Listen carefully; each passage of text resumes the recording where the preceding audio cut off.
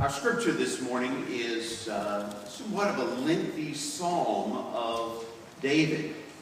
We're not going to read the entire psalm, but I want to challenge you to do so at some other time. It is indeed a beautiful psalm, and we'll read the first few verses, which we have already experienced in our worship as our reading, and then a little later on in the psalm, near the end, a beautiful point of exclamation in which David lifts God's praises. And then we'll look together at a few things in between that are a great challenge to us in our faith, in our daily lives. So listen to these first few verses, and then later on, verses 46 and following in the psalm. I love you, O Lord, my strength. The Lord is my rock, my fortress, my deliverer, my God, my rock in whom I take refuge, my shield and the horn of my salvation, my stronghold. I call upon the Lord, who is worthy to be praised. So I shall be saved from my enemies. And a little later on in verse 46, the Lord lives. Blessed be my rock, and exalted be the God of my salvation. The God who gave me vengeance and subdued peoples under me, who delivered me from my enemies. Indeed, you exalted me above my adversaries. You delivered me from the violent. For this I will extol you, O Lord, among the nations, and sing praises to your name. Great triumphs he gives to his king, and shows steadfast love to his anointed, to David and his descendants forever. Well, you may not have realized it, but I understand this is crunch time for all of our New Year's resolutions, whatever those might have been. I also understand that the number one New Year's resolution across the board is, yes, you guessed it, losing weight. I read recently a comment by someone who had reached that crunch time in their New Year's resolution. His comments went like this: I've decided that I would continue working on my New Year's resolution despite some struggles. So I've spent a little bit of time this past week doing the figures about the possible weight loss of any given popular diet. So here is my calculation of the average loss per week according to these specific diets. If one would choose the Atkins diet, 4 pounds per week. The grapefruit diet, 5 pounds per week. On the soup diet, one is capable of losing 10 pounds per week. The vinegar diet, 7 pounds. South Beach, 6. Slim Fast, 2 pounds per week. Jenny Craig, 2 pounds per week. And Nutrisystem, 4 pounds per week.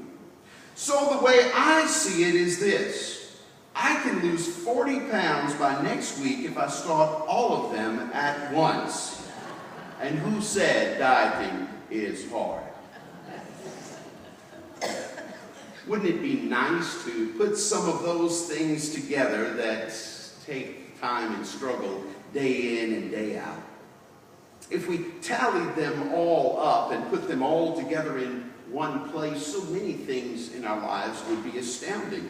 Why, who among us hasn't seen some anecdote about the amount of time we devote in our lives to any given thing? Well, by the time life is done, or at least our driving days, we will have spent, almost a year in our cars traveling. Wouldn't it be nice to take some of that time back?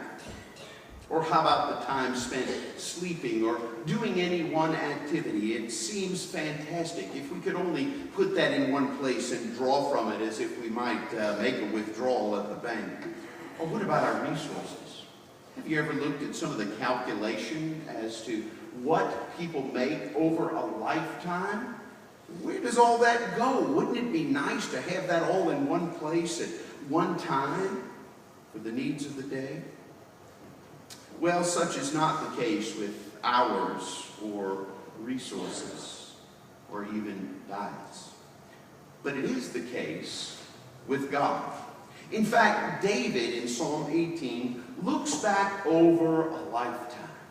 He looks back as a thankful warrior, a grateful servant of God, and he looks back on all God has been to him throughout the years. And in the midst of it, he realizes that God is all of these things at once to him. And so it is with us. Often there were those who found in God one who met the needs of the moment, of the day, of the situation at hand. But it wasn't as if God stopped being those things at another time. God was all of those at once. Such was the immensity of God's love and care and presence for David, and so it is for us.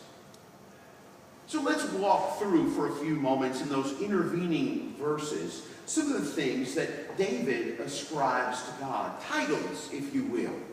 He refers to God as, "You are my," and he fills in the blank. It might be helpful for us to think about the acronym PRAISE, for at the end of the psalm, it is a psalm of praise. A psalm of praise for God's presence, who manifests himself in these variety of ways, and yet David comes to see he is all of these things at once. Think with me about the word praise. And each of those letters, a letter for the first letter of a phrase that refers to God, or a name that refers to God. The letter P. He says, "Lord, you are my protector." You are my protector. He uses the word shield. Lord, you are my shield. And he goes on to speak about how God has protected him from so many things seen and unseen. Have you ever thought about all of the things in a lifetime from which God has protected you? The things that we are aware of just scratch the surface. What about the many things we're unaware of, perhaps blissfully so? The things that God has shielded us from, the times in which God has been a protector, a shield to us, are truly astounding. And what we know is just a small portion. And so David lifts his praise because he said, "God, you have been like a shield to me, warding off the assaults of the enemy, protecting me from those things that have been hurled against me. You are my shield, my defender, my protector." R. He says, "Lord, you are a rock to me. You are my rock."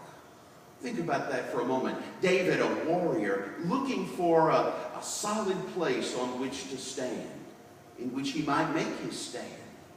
Not in the sand, not on the rocky precipice or side of a mountain, but on a flat, large, immovable rock. "Lord, you are like this to me."